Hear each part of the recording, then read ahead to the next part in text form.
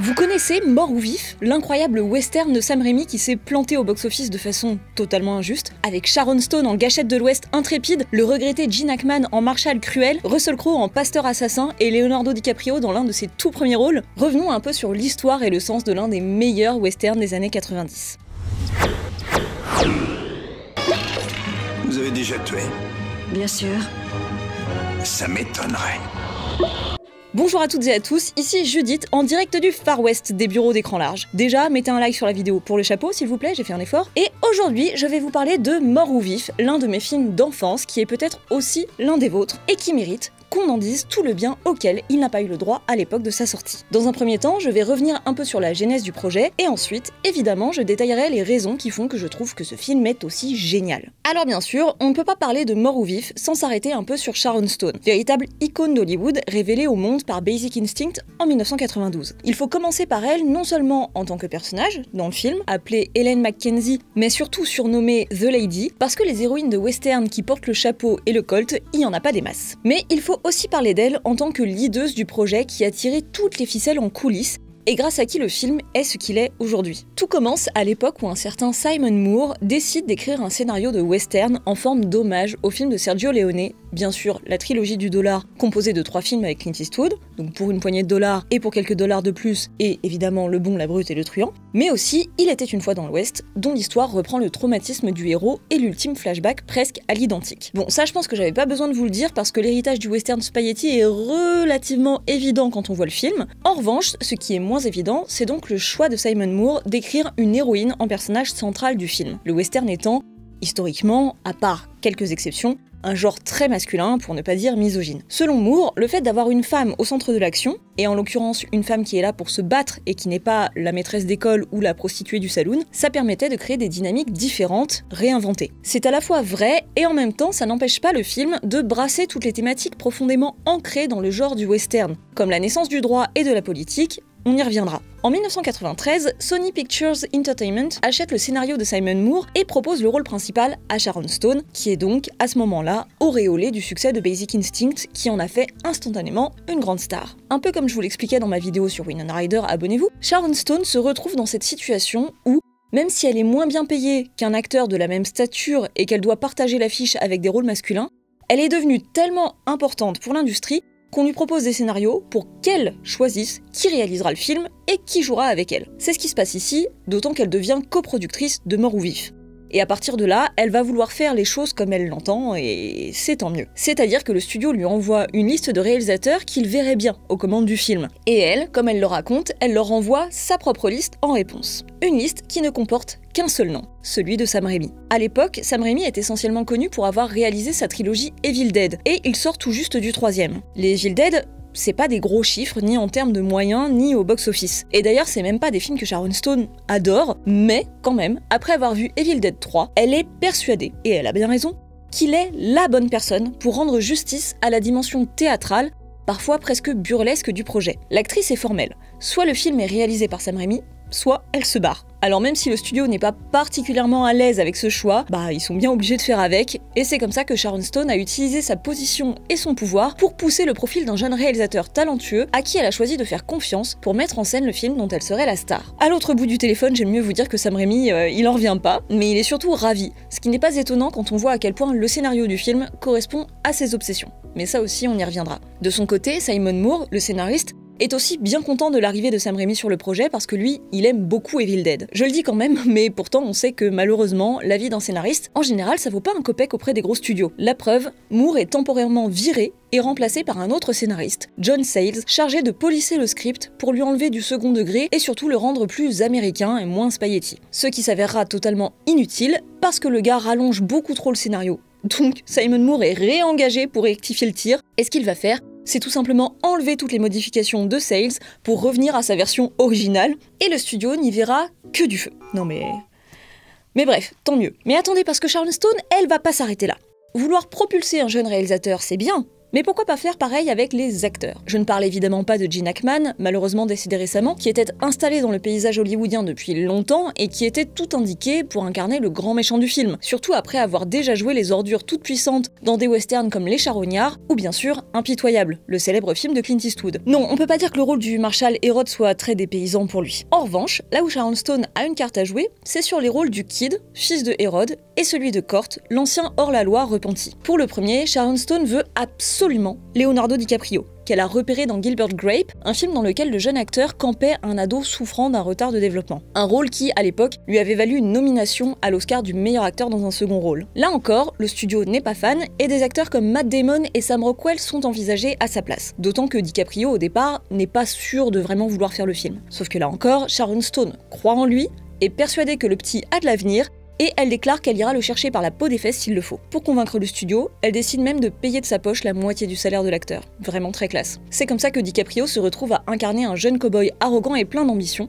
mais surtout désireux d'obtenir l'estime de son père. Tout ça 3 ans avant Titanic, 10 ans avant Aviator, 16 ans avant Inception, 29 ans avant Killers of the Flower Moon, 4 ans avant la naissance de sa meuf. Bref, elle a du flair, la Sharon Stone. Surtout que c'est aussi elle qui choisit Russell Crowe, un acteur néo-zélandais qui n'a pas encore tourné aux États-Unis à ce moment-là et qui n'a pas non plus la préférence du studio. Mais là aussi, Sharon Stone veut, alors Sharon Stone se bat et Sharon Stone obtient. Et moi je trouve toujours ça assez admirable quand une star met son privilège au service d'une vision artistique pour tirer de jeunes talents vers le haut. Bref, c'est ainsi que Mort ou Vif se tourne avec un impressionnant quatuor de tête pour donner vie à cette histoire de vengeance, de manipulation et de rivalité, le tout accompagné par la musique d'Alan Silvestri, et que tout ça devient un énorme succès... Non, pas du tout. À l'époque de la sortie du film en 1995, Mort ou Vif est malheureusement un échec critique et commercial, chose que je m'explique assez mal, honnêtement. Le film aura coûté 35 millions de dollars, ce qui n'est pas génial quand on compare aux 63 millions de budget de Wyatt Earp, western avec Kevin Costner et aussi Gene Hackman sorti l'année d'avant, mais ce qui est plutôt pas mal du tout comparé aux 25 millions de budget du film Les Évadés, lui aussi sorti l'année d'avant, et je ne parle même pas des 6 millions de The Usual Suspects sorti en 95. Le problème, c'est que Mort ou Vif ne rapportera que 47 millions de dollars et des critiques mitigées en prime. Et oui, c'est dur, et Sam Raimi sera profondément affecté par cet échec. Mais malheureusement, ça arrive, et ce qu'il faut retenir, c'est que le film est tout de même davantage reconnu pour ses qualités de mise en scène et d'écriture aujourd'hui. Alors il est temps qu'on s'y mette aussi. Attention, spoilers. Mort ou Vif raconte l'histoire d'une jeune femme manifestement plus habituée à manier le Colt que le dé à coudre qui débarque un beau jour dans la petite ville de Redemption. Là, elle se retrouve mêlée à un tournoi de duel au pistolet au cours duquel toutes les figures éminentes de la ville s'affrontent. Sur son chemin se trouve notamment un jeune prêtre anciennement bandit de grand chemin, forcé à participer contre son gré et son vœu de non-violence, un jeune cow-boy qui a vocation à devenir la meilleure gâchette de l'Ouest, et le père de ce dernier, le Marshal Hérode, un véritable tyran qui fait régner la terreur sur la ville et qui tire plus vite que son ombre. Au fur et à mesure du film, on comprend que c'est après lui qu'en a Sharon Stone, puisque lorsqu'elle était enfant, elle vivait dans cette même petite ville avec son père, qui en était alors le Marshal. Le bandit Hérode a un jour forcé la gamine à tenter de sauver son père de la mort en la sommant de faire feu sur la corde à laquelle il était pendu. À la suite de quoi, la petite fille inexpérimentée tue malgré elle son père d'une balle dans la tête. Événement à la suite duquel Hérode récupère le titre de Marshal. Et voilà, Hélène, The Lady, revient des années plus tard, bien décidée à la fois à assouvir sa vengeance et à faire revenir l'ordre dans la ville. Une histoire en apparence bien classique, bien fun, bien simple aussi, sauf que dans les westerns, les choses sont toujours plus profondes qu'on ne le pense. Pourquoi ? Parce qu'au moment où le cinéma fait son apparition à la fin du 19e siècle, la conquête de l'Ouest est une période encore très récente dans l'histoire des États-Unis, et c'est même un peu là que l'histoire moderne du pays commence, dans le sang et la violence de la colonisation des terres amérindiennes, de l'instauration d'une nouvelle civilisation, du passage d'une phase de non-droit à la mise en place d'une loi, etc. Les westerns sont à peu près toujours empreints de ces questions-là, charriant tous les débats de philosophie politique qui vont avec. Où commence et où s'arrête la morale? Est-ce qu'il existe une morale sans la loi? Est-ce que la loi elle-même est nécessairement morale? Etc. Et surtout, comment légitimer, comment valider le fondement même de cette morale quand il fait suite au massacre de populations natives américaines entières? Les femmes étant très souvent, et surtout à l'époque, absentes des réflexions philosophiques et des actions politiques, il est d'autant plus intéressant que Mort ou Vif remette tout ça sur la table à travers la perspective d'un personnage qui se place à la fois à égalité avec les personnages masculins, mêmes fringues, mêmes armes, mêmes talents. On en reparlera quand il faudra porter quelque chose de lourd.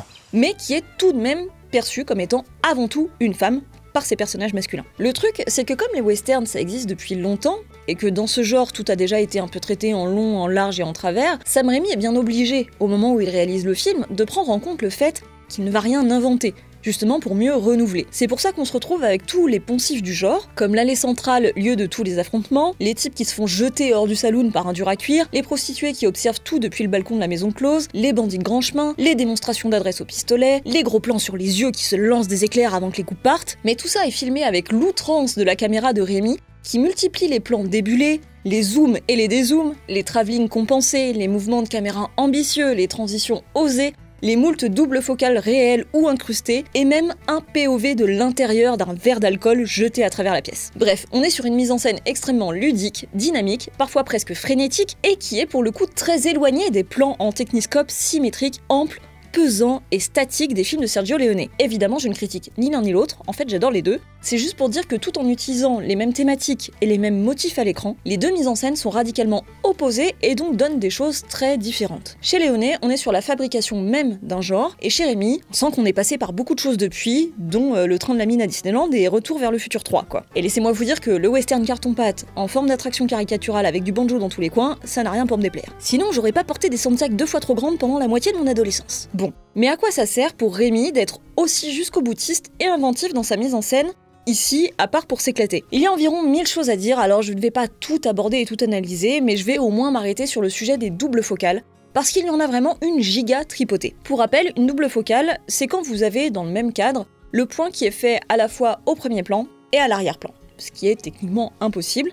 Alors pour arriver à cet effet, il y a 2 techniques possibles, chacune employée par Rémi dans Mort ou Vif. La première, qui laisse cet effet de flou à la jonction des 2 points, est faite directement au tournage en plaçant un accessoire devant l'objectif qui va faire loupe sur une moitié de l'image et pas sur l'autre, ce qui va permettre de tromper l'œil de la caméra, qui va faire le point sur les 2 éléments, comme s'ils étaient sur le même plan, je crois. Enfin, j'essaye de résumer comme je peux. S'il y a des chefs-op dans les commentaires, n'hésitez pas à expliquer mieux que moi. Profitez-en aussi pour vous abonner à cette chaîne afin de soutenir l'équipe d'Écran Large qui a besoin de vous pour se maintenir dans ce Far West qu'est la dictature du clic. Vous pouvez aussi vous abonner au site puisqu'en échange de quelques euros par mois, vous aurez non seulement accès à des articles exclusifs, mais vous aurez aussi accompli une bonne action. Bref, une autre façon d'obtenir une double focale, et que je soupçonne Rémi d'avoir utilisé ici aussi, c'est tout simplement de filmer 2 plans séparés, en tournant la partie au premier plan sur un fond vert, d'ensuite découper son sujet et de coller le deuxième plan avec son décor derrière. Cette technique demande plus de post-prod, un fond vert et une bonne gestion des regards des comédiens. En revanche, elle évite l'effet de flou au centre de l'image. En tout cas, Mort ou Vif regorge littéralement de ces plans qui n'ont rien d'anodin ou de facile à faire. S'il y en a autant, ce n'est pas pour rien. Alors, pourquoi? Selon moi, c'est un outil très pertinent que le réalisateur utilise pour venir nourrir le sous-texte de son film. Exemple, ce plan qui oppose le visage d'Hélène à la silhouette d'Hérode au moment où l'héroïne débat avec Cort de la légitimité à tuer des gens qui le mériteraient. Le procédé permet évidemment de souligner le fait que, quand Hélène dit que certaines personnes méritent d'être tuées, elle parle directement d'Hérode, qui se trouve dans la ligne de son regard. C'est aussi une manière d'illustrer à quel point il occupe son esprit et pèse sur son jugement. Plus largement, qu'est-ce que ça raconte? Pour moi, ça fait écho à un thème important dans la filmographie de Sam Raimi, qui est l'idée que l'on crée toujours son propre enfer, et que l'humain a une fâcheuse tendance à s'emprisonner dans un malheur qu'il craint tellement qu'il finit par le créer. C'est toute l'histoire de Jusqu'en Enfer, par exemple, dont l'héroïne souffre d'une malédiction qu'elle s'auto-inflige. Mort ou Vif parle aussi de la façon dont les personnages créent, sans le vouloir, les conditions de leur propre défaite, à force d'être guidés par leurs obsessions. La ville de Redemption, c'est évidemment une sorte de purgatoire au sein duquel les personnages qui ont tous des péchés à expier doivent faire leurs preuves et se départir de leur enfer personnel pour trouver la sérénité. La double focale, ça permet d'illustrer en une image cette confrontation permanente d'un personnage avec ses péchés, ou sa chance de salut. L'autre gimmick de mise en scène qui reprend cette idée, c'est les trous de balles. Allez-y, faites toutes les blagues que vous voulez en commentaire, mais je parle bien évidemment des trous littéralement faits par une balle de revolver dans un corps ou dans un vêtement. On peut parler de l'introduction du personnage de Sharon Stone qui se fait précisément par un ray de soleil qui passe au travers d'un trou de balle dans son chapeau. Il y a aussi le personnage un peu clownesque de Lance Henriksen qu'on aperçoit au travers du trou qu'il vient de percer dans une carte, le trou de la tête du tueur à gages que Hérode vient de tuer, ou encore le trou percé dans le torse de Hérode lui-même par Hélène et qui là aussi projette la lumière du soleil au sol. Au-delà du fait que ça fait des plans super marrants, qu'est-ce que ça raconte? Je pense que ça trahit le point de vue d'Hélène, qui perçoit tout au travers de son désir de vengeance et de la réminiscence de son traumatisme, qui pourrait se résumer au trou qu'elle a fait dans la tête de son père quand elle était enfant. Ce petit symbole tout bête, un petit cercle vide, peut signifier en un éclair le passage de la vie à la mort, de l'absolu au néant, de la morale à la corruption. Non seulement l'omniprésence de cette image traduit l'obsession de l'héroïne dans sa façon de percevoir le monde, mais de cette façon, elle parle d'une certaine fatalité dont on va parler dans 2 minutes. En tout cas, je trouve l'utilisation de ce symbole tellement puissante qu'à mon avis, elle aurait pu se suffire à elle-même, et en remaniant 2-3 trucs, on aurait pu se passer des flashbacks qui sont le point noir du film. J'ai souvent beaucoup de mal avec les flashbacks, et surtout ce genre de flashback aux couleurs sépia et 15 ralentis par seconde, même si ici ça permet à Gary Sinise de nous faire un coucou dans le rôle du père d'Hélène. Bon, maintenant qu'on a parlé de mise en scène, revenons un peu sur l'écriture, parce que je trouve l'écriture des personnages et leur utilisation dans l'histoire assez brillante. Prenons déjà The Lady. Comme on posait la question en intro, pourquoi c'est important qu'elle soit une femme ?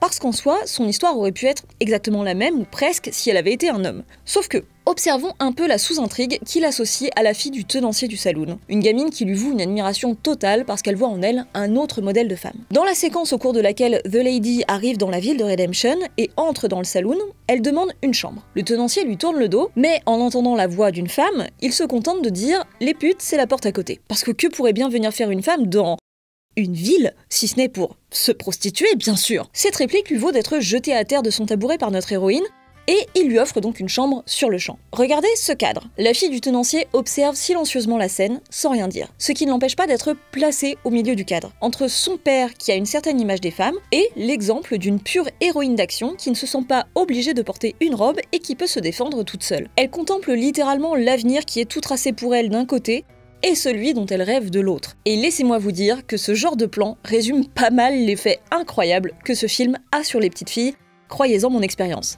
Alors si vous avez une gamine, ne la privez pas d'un rôle modèle aussi stylé que celui de The Lady, et par pitié, montrez-lui mort ou vif. Bref, pour autant, à ce moment-là, The Lady n'agit que pour elle-même. Et plus tard, elle ne s'empêche pas d'être mal aimable avec la jeune fille, quitte à l'envoyer chier sévèrement. Après tout, non, elle est pas méchante, mais pas plus qu'un homme, elle n'a vocation à être douce et maternelle avec des gens qu'elle connaît pas, et pour qui elle n'a pas le time. Donc elle est à la fois un spécimen de femme disruptif dans un milieu de facto misogyne, mais elle n'est aussi pas du tout réduite à ce rôle qui la ferait se sentir obligée d'être plus parfaite que les autres bandits du coin. Mais tout de même, plus tard, elle ne résistera pas au besoin de venger la gamine du type qui l'a agressée, acte face auquel le daron, lui, n'ose même pas moufter. Probablement parce qu'il continue de penser que même si c'est triste pour sa fille, bah c'est le destin de toute femme. The Lady, elle, n'accepte absolument pas cette idée de fatalité sexiste, et c'est pour ça qu'elle va réagir au point de tuer le pervers. Mais sa façon de s'élever contre ce que j'ai appelé une fatalité sexiste, en fait, ça fait partie de son envie de s'élever contre la fatalité tout court. Parce qu'en fait, Mort ou Vif est en partie un film sur la fatalité. The Lady a la vengeance inscrite dans ses gènes depuis sa plus tendre enfance et le meurtre de son père. Et c'est même ce que lui aura fait subir Hérode, qui la conditionne à devenir une bonne tireuse. La scène d'intro du film nous le montre. En quelques plans, The Lady parcourt un cimetière, dans lequel se balance un pendu, passe ensuite devant le panneau Redemption, et arrive ensuite jusque devant des ruines que l'on comprendra être plus tard celles de sa maison, puisqu'elle y repère l'enseigne vandalisée de l'ancien Marshall. En quelques plans, vous avez tous les éléments déterminants du personnage, et de son parcours qui sont exposés. Le traumatisme initial et le spectre de la mort de son père, la recherche de la rédemption, et la reconstruction d'un droit, d'un ordre. Et paradoxalement, le personnage est très riche dans son écriture, mais on ne sait rien d'autre sur elle. Parce qu'en fait, toute son essence est déterminée par le traumatisme et le but qui en a découlé. À la fin, une fois qu'elle a accompli son but, on devine qu'elle pourra enfin commencer une vie libre, qui ne sera plus dictée par la marque de Hérode. Hérode, lui, justement, veut entretenir l'idée de fatalité, parce qu'elle lui est profitable. Il aime imaginer que s'il est au sommet de la chaîne alimentaire et que personne ne peut le battre, c'est parce qu'il est réellement le plus fort, le meilleur tireur de l'Ouest, et que c'est comme ça. C'est pour ça qu'il tient toujours à ce que ces duels se déroulent sans triche, dans les règles de l'art. Sauf que les duels en question se déroulent dans sa ville, sous le joug de ses hommes de main, avec des candidats parfois forcés, une misère entretenue et une terreur constante. Alors oui, peut-être qu'au moment de tirer, il est le meilleur, mais c'est que pour son ego, il choisit d'ignorer tout le déterminisme des conditions qui lui permettent de rester le meilleur, et qui, elles, sont parfaitement injustes et circonstancielles. C'est un peu comme quand un riche vous dit que s'il est riche, c'est uniquement grâce à son travail et à son talent, sans vous parler de tout le cadre social, économique et culturel dans lequel il a grandi et qui lui a permis d'acquérir sa richesse et surtout de la garder. C'est pas pour rien si ce personnage s'appelle Hérode, comme le roi de Judée en 37 avant Jésus-Christ qui était réputé pour avoir fait tuer tous ses adversaires politiques, sa femme et tous les enfants mâles de moins de 2 ans dans son bled pour éliminer toute future concurrence. Bref, pour Hérode, tout est fatalité. Du moins la fatalité telle qu'il l'a ordonnée, jusqu'au jour où The Lady va à l'encontre de ce déterminisme. D'ailleurs, il lui rappelle qu'elle n'est pas assez rapide pour lui, ce à quoi elle répond simplement « Aujourd'hui, je le suis », et finit par lui éclater la tronche. Avec les 4 personnages, donc The Lady, Hérode, Cort et le Kid, ce que je trouve passionnant, c'est qu'on a 4 excellents tireurs au talent équivalent, mais pour qui le fait de tirer n'a pas du tout le même sens. Hérode aime tuer et n'accorde aucune espèce d'importance à la vie humaine. C'est un parfait psychopathe qui ne s'émeut de rien. The Lady ne s'empêche pas de tuer, mais pour elle, la vie a un vrai prix et elle est bien souvent déstabilisée justement par l'action de tuer. Cort, qui est accro au fait de tuer, mais qui refuse de le faire et accorde aussi beaucoup de prix à une vie humaine. Tout comme The Lady, il est lui-même humain. Le Kid, lui, aime tuer et se fiche un peu des autres, comme son père, sauf qu'il le fait dans une recherche d'admiration de son paternel, plutôt que par cruauté. Donc on a une sorte d'éventail de toutes les combinaisons possibles du rapport à la mort et à la morale chez des tireurs hors pair.